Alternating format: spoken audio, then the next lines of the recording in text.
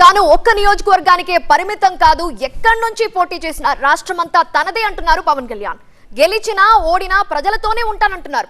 ప్రగల్భాలు తరువాత ముందు ఎక్కడి నుంచి పోటీ చేస్తావో చెప్పు అంటూ పవన్ కళ్యాణ్ పై సెటైర్లు వేశారు వెల్లంపల్లి.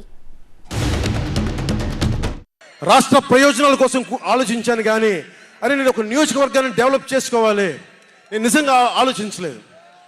నేను ఒకటే అనుకున్నా, నేను ఇంతమంది కోసం పనిచేస్తున్నప్పుడు నా కోసం ఆలోచించే ఒక నియోజకవర్గంలో ఉండి కొంతమంది పనిచేస్తారని ఆశించాను.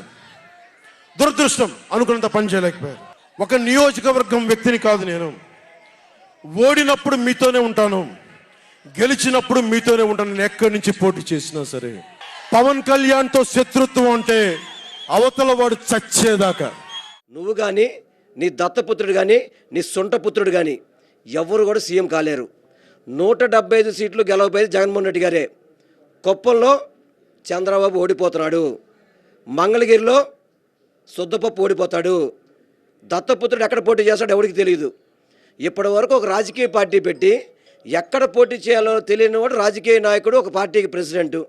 మన సిగ్గుచేటు ఎట్లా ఉందంటే అటువంటి పార్టీ ఒకటి ఉంది ఇక్కడ. వీళ్ళు జగన్మోహన్ రెడ్డి గారి గురించి మాట్లాడుతున్నారు.